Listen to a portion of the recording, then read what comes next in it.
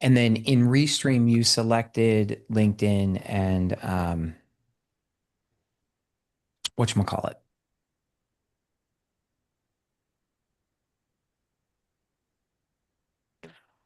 No.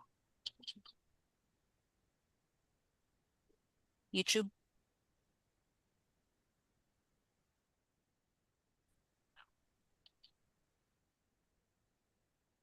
I'm sorry, say that again.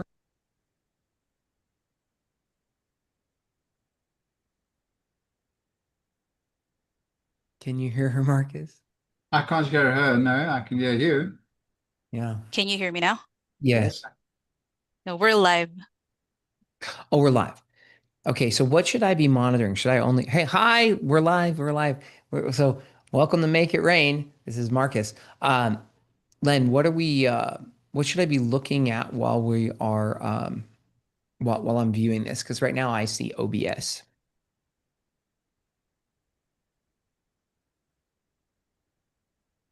Like, do you want to see do you want to see the live stream, like what it looks like?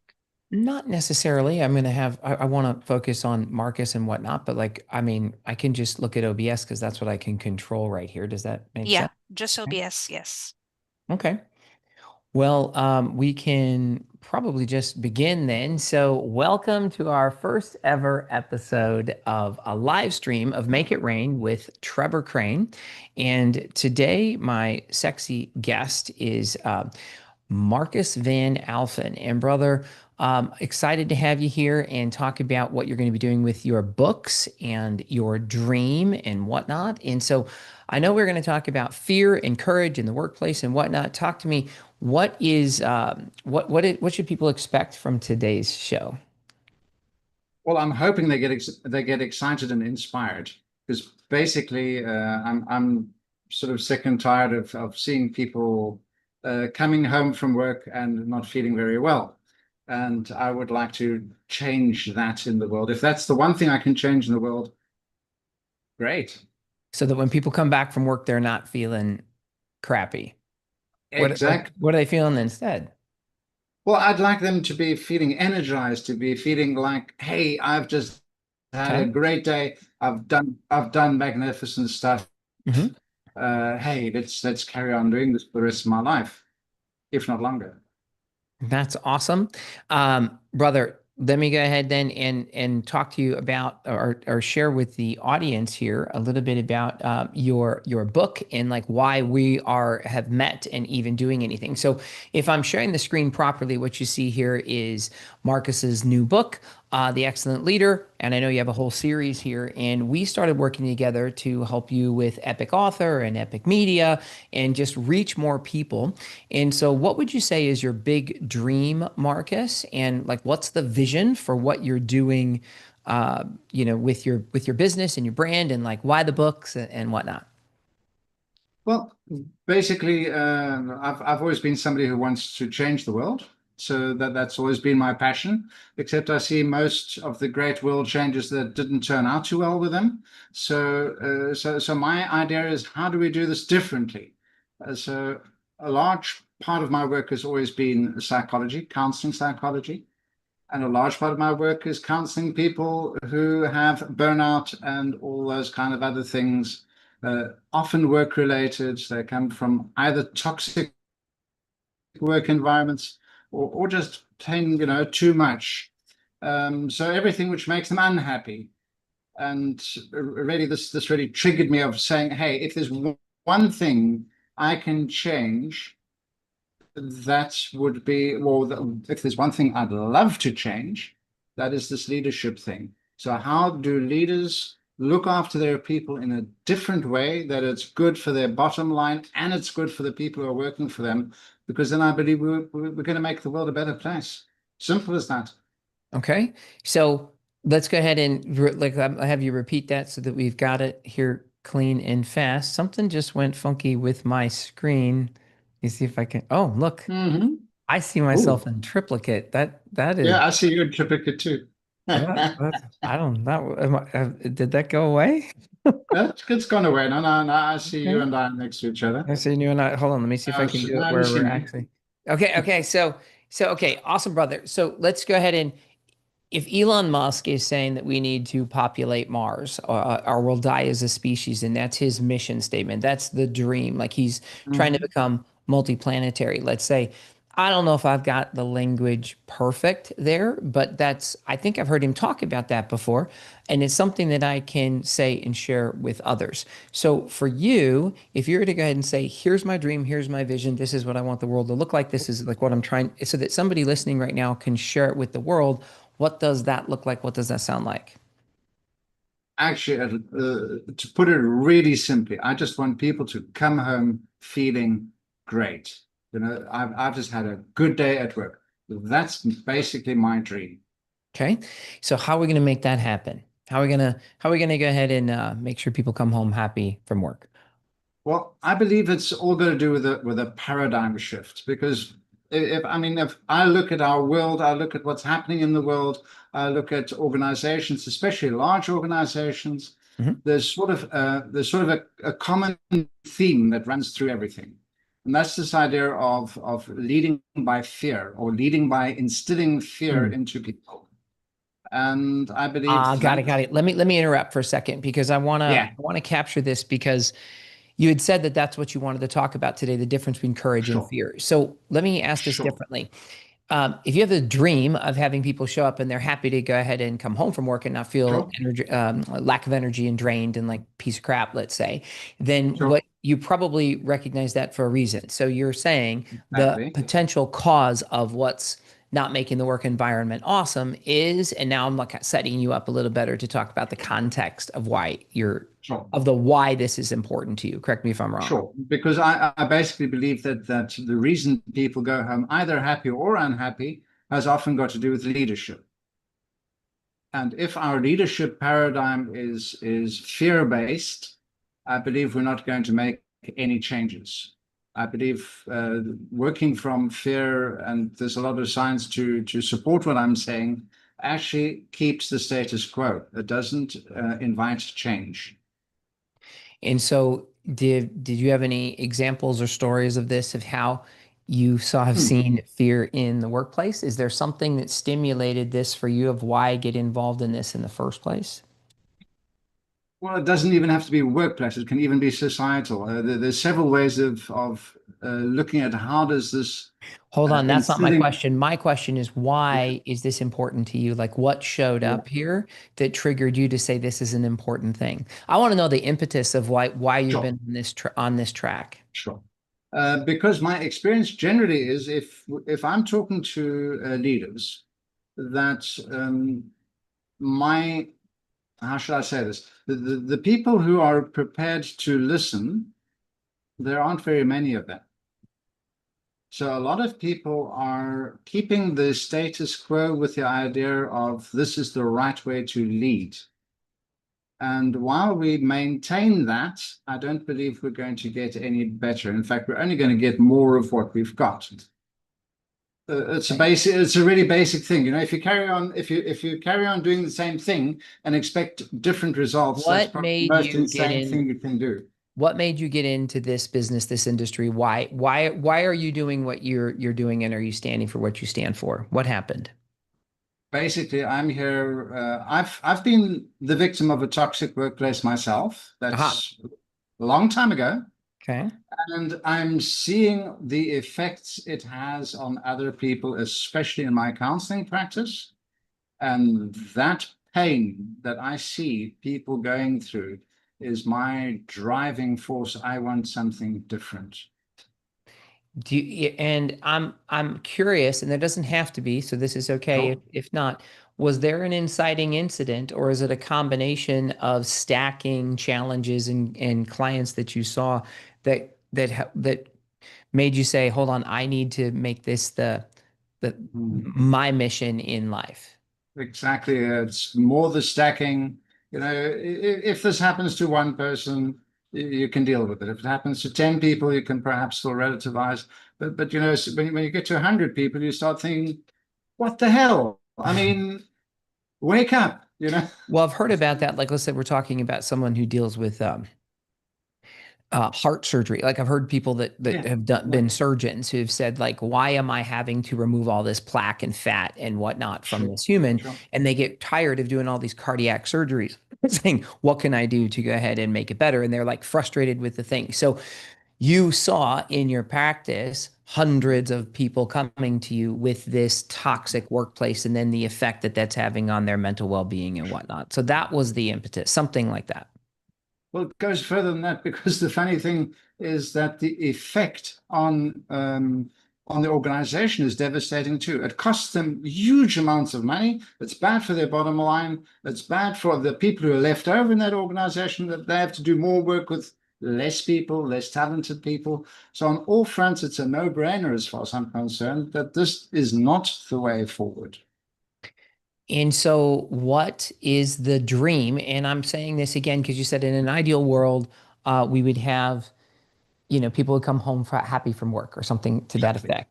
And Exactly. and so then what's the dream? Like what are some quantifiable things? Because what I like to do when we're having this conversation is have Mhm. you cast the vision so that we can measure it, so we can see what the Sure. success is. Because let me go ahead and share your book here again. So we've got your whole book series called The Excellent Leader, and I know that you had shared that you wanted to give that as a gift to anybody listening. No, not this book. What were you going to give away? What's the gift you're going to give Well, away? the giveaway is for people who think that my approach is something that's interesting for them.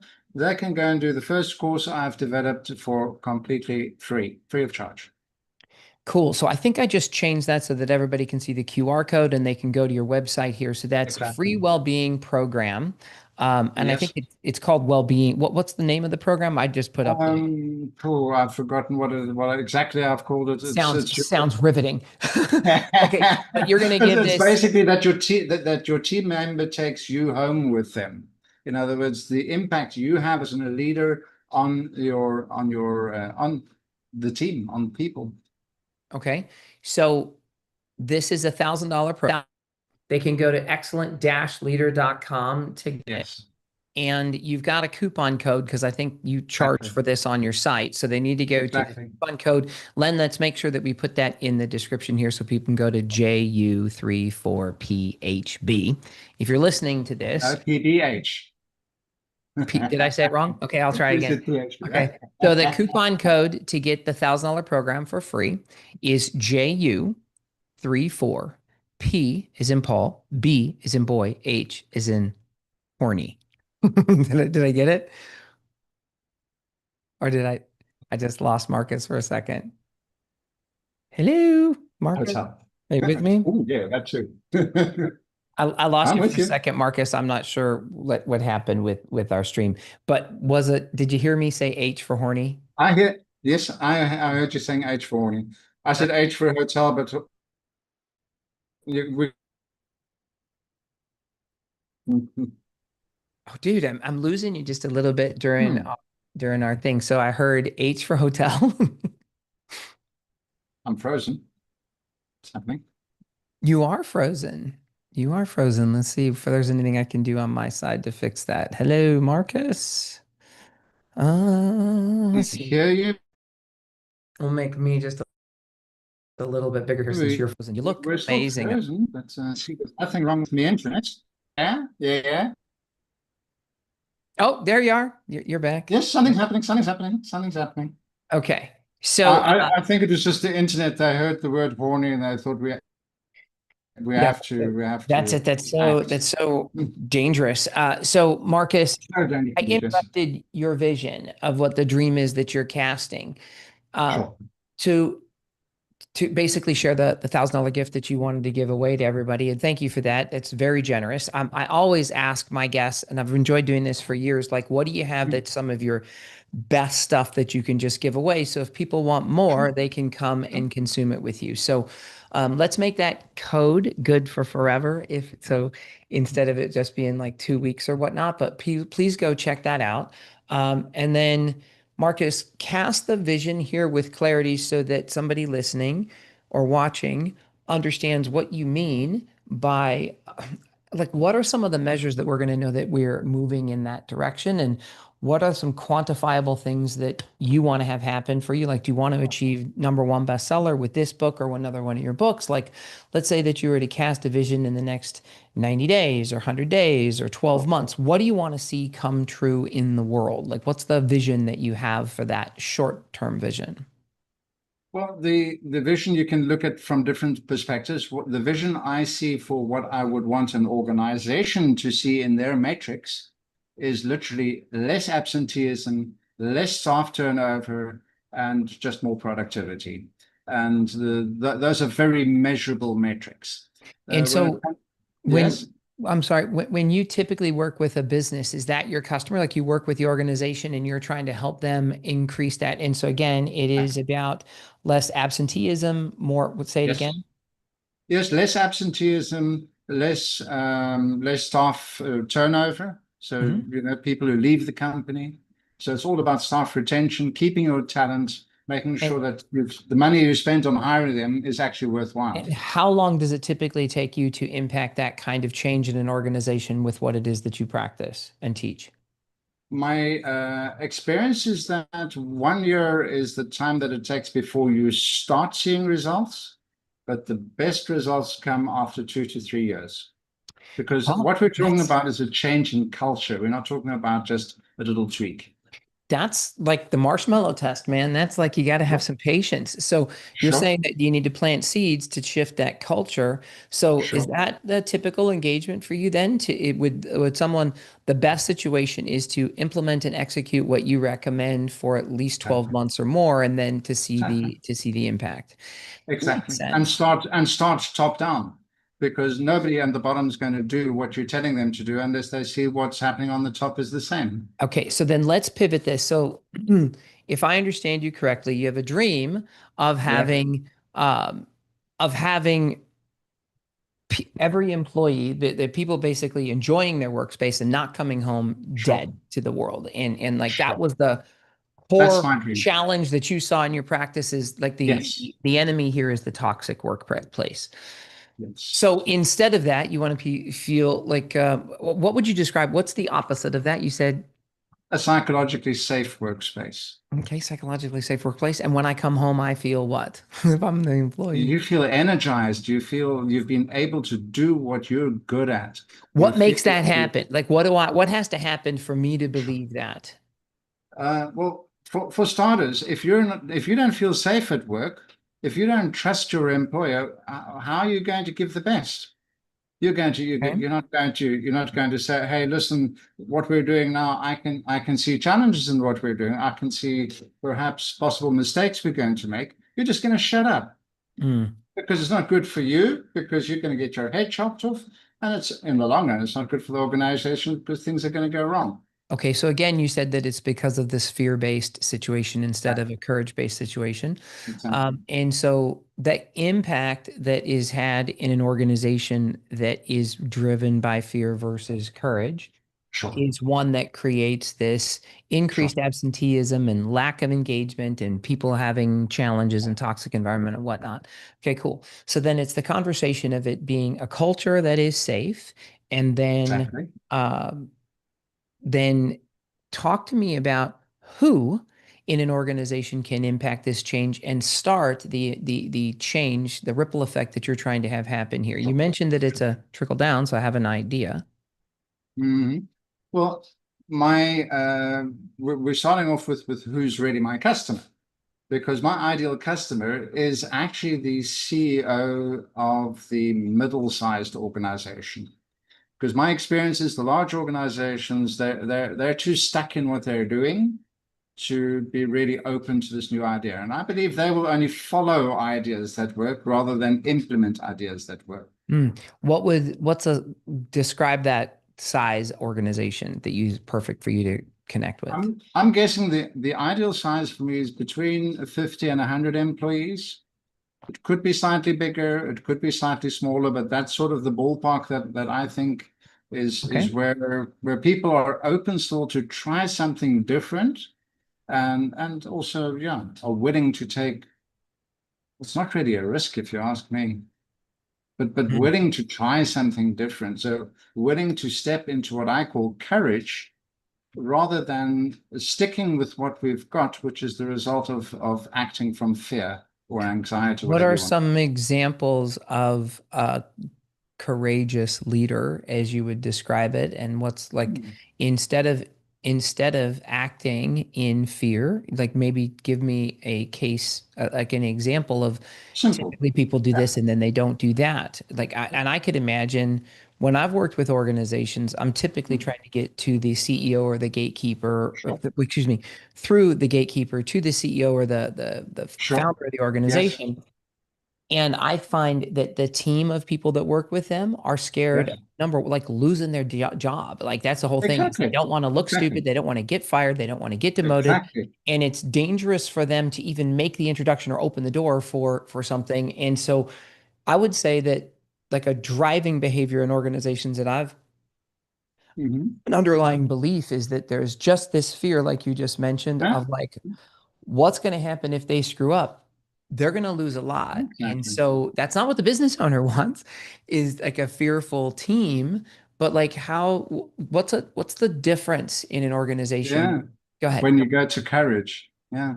Well, I mean, basically, what you've just described it perfectly. This fear-based thing. I'm scared of my job. I'm scared I'm going to fuck up. I'm scared I'm going to do this. I'm scared I'm going to do that. Blah blah blah blah blah. So what do? You only do exactly what you've always done and nothing new. So there's zero innovation. If you want to go this to the opposite, which is courage, this is when you dare to, for example, be vulnerable. Mm, How is it, for example, for you as a leader to be able to say to your team, "Hey, hang on a moment, I don't have all the answers. mm, I simply don't have all the answers. That's why I've hired you people because you've got expertise. Tell me." And also the to have the guts when you have a nice idea to say, "Okay, we've got this beautiful idea. Tell me, how is this going to go wrong? Where is this going to wrong? What's wrong with this idea?" So in inviting the dissent, this is courageous.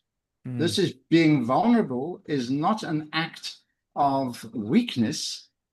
Being vulnerable is an act of courage. You are actually saying, "I dare to open up my gut. You come and jump on my gut, and I'm okay with that."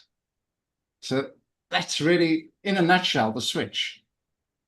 yeah, that I really like the way that you just said that. And I also like how you just said, like, I don't like you said that there's the vulnerability that the leader has the courage of saying is that they don't have all the answers, that they're not sure, and then inviting, what'd you say, inviting dissent? So like what could go Inviting wrong with dissent, I this? believe, is so fundamental to courageous behavior.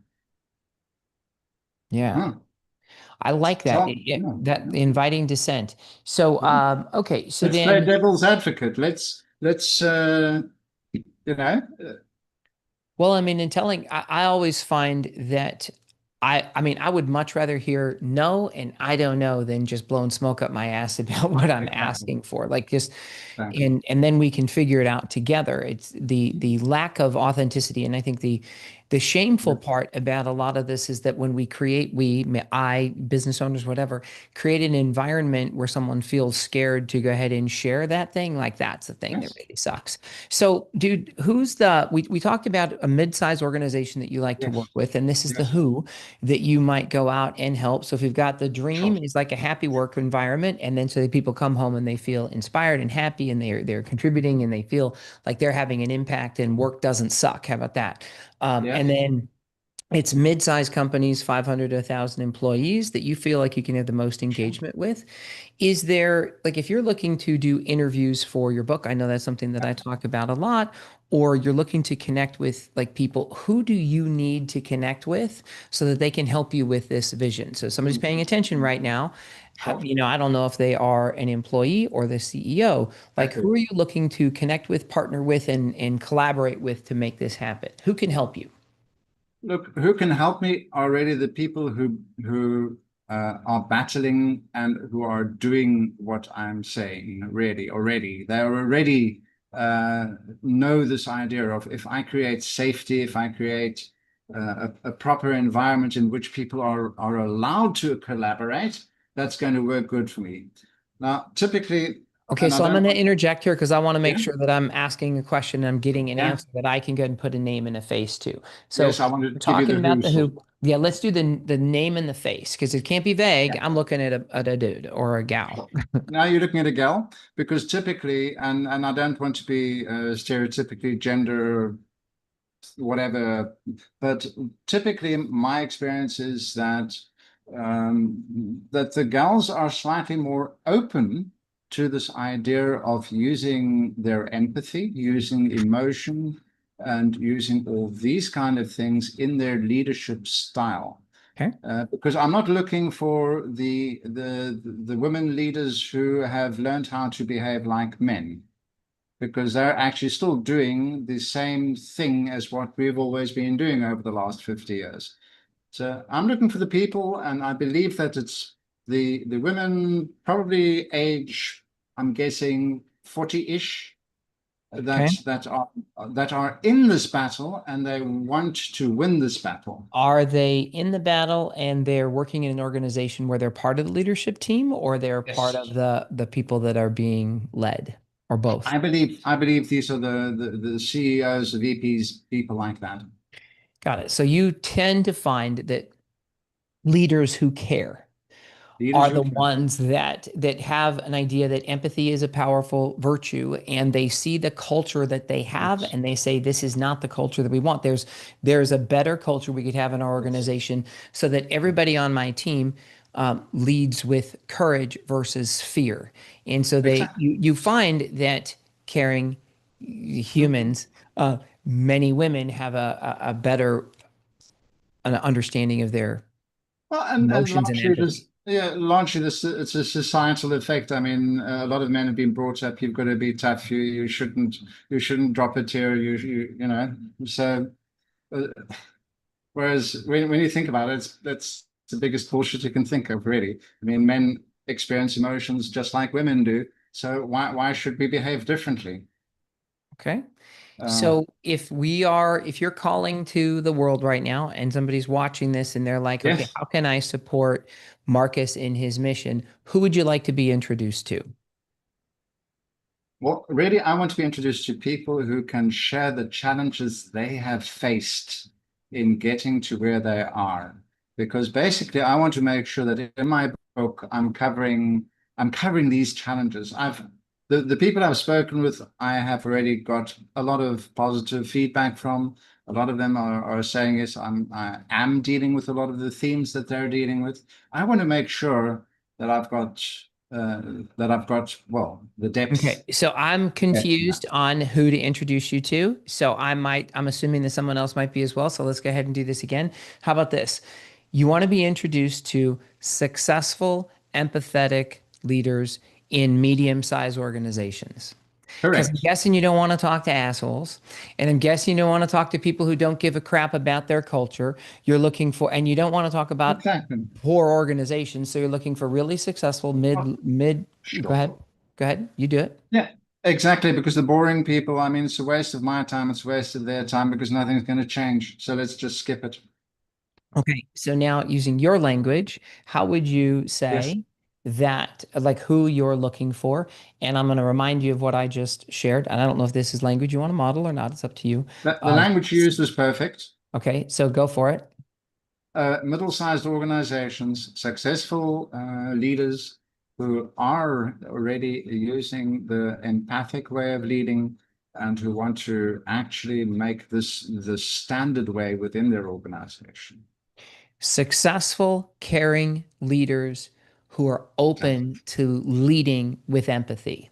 Exactly. Which to And me is leading with courage rather than with fear.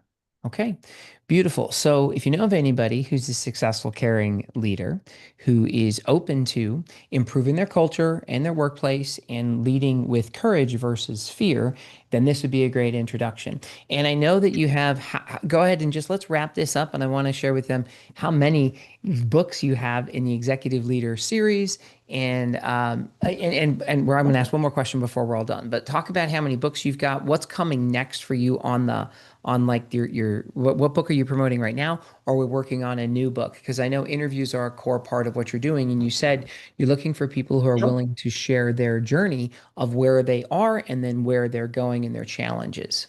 Sure, and the challenges especially. I'm really interested to hear what people's challenges are because that to me is the most important. If we're Why? not, well, simply if we're not dealing with people's challenges, what the hell are we doing? Why would they bother to do it? And then There's when no you importance learn what behind the it. challenges are that they're facing, now you can go ahead and share that because you're trying to be this, you're trying to change the world. I got it. I remember you Exactly. saying that. Exactly. Okay. And I don't want to change the world by revolution. I want to change it by doing it a little bit at a time.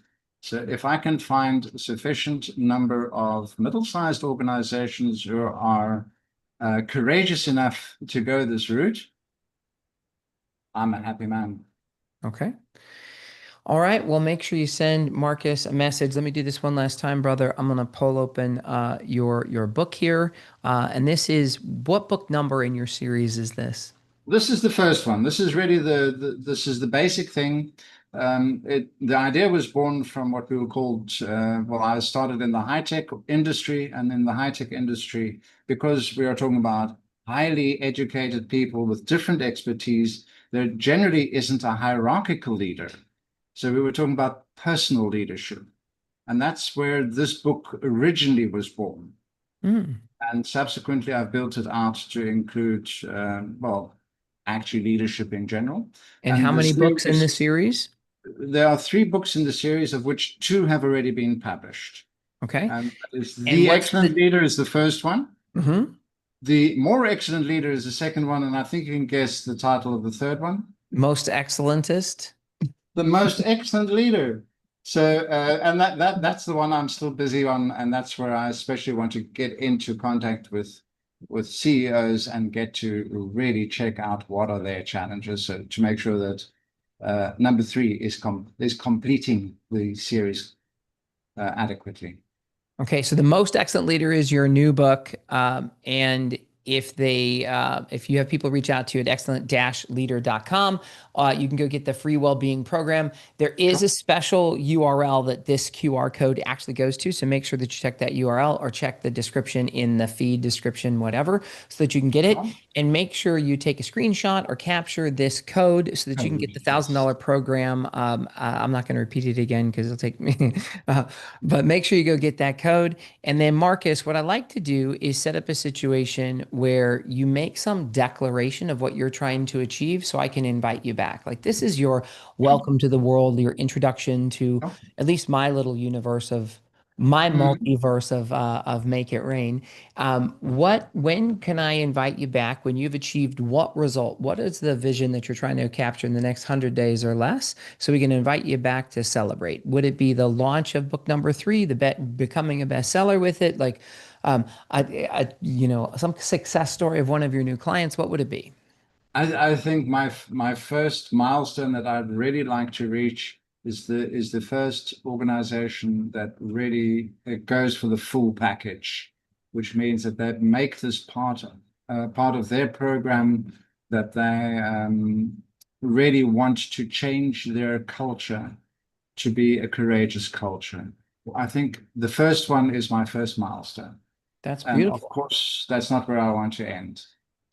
Well, I have a friend of mine who wrote a book on leadership. I'm not going to give that title right now because I don't want to distract from what you're saying. Mhm. But I met him through podcasting. So I met him, well, through a couple different things, but we were connecting on a podcast talking about things. And he told me his vision. And I introduced him to a small, like a 500, like about a company is about 500 to, it was right about your size that you're talking to.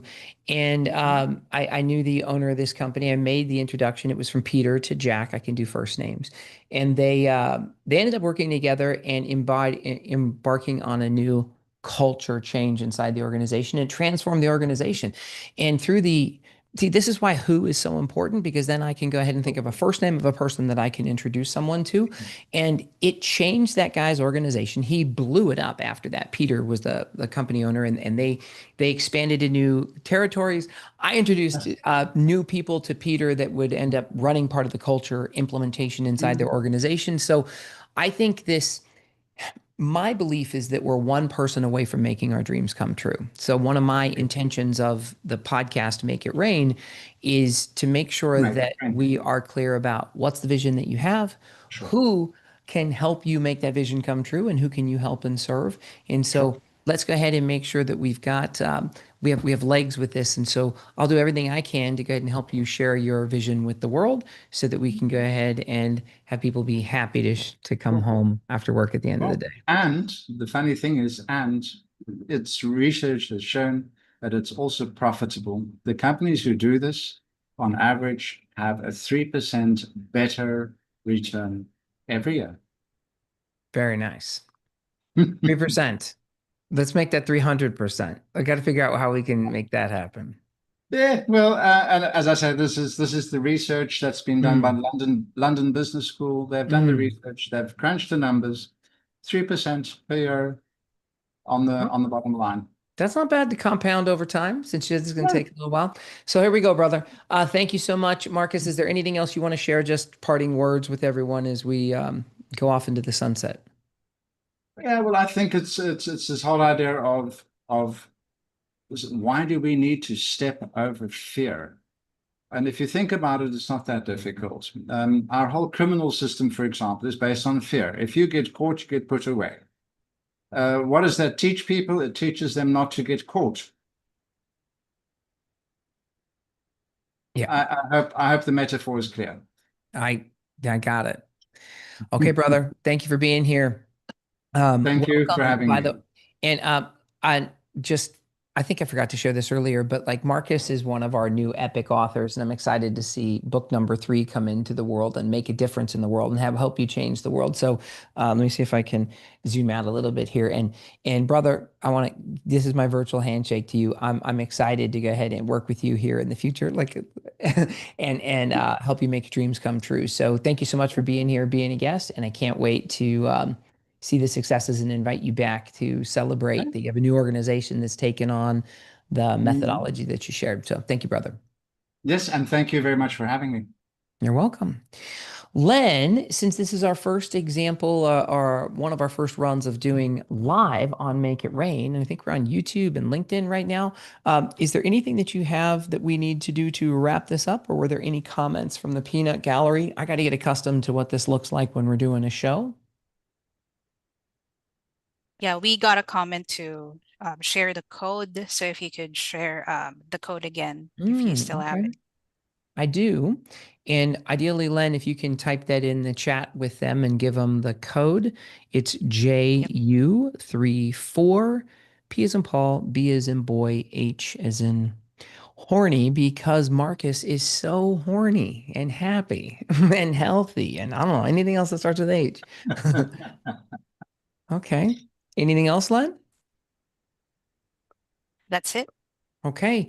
I don't know how we're going to uh turn off the live stream and then turn it back on, but I've got another guest that I think is in our waiting room that I am going to introduce here in a little bit. But let's go ahead and make sure we shut it down then and then turn it back on. I know how to handle my little Zoom settings here, but say bye to everybody and we'll see you back here maybe in the next 10 to 15 minutes for the next episode live of Make It Rain with Trevor Crane. We'll get better at this live stream thing too. So thank you, Marcus. Thank you. Okay. Bye bye. Bye bye. Okay, Lynn, are we still live or are we not live? I don't know because you're the one controlling that right I now.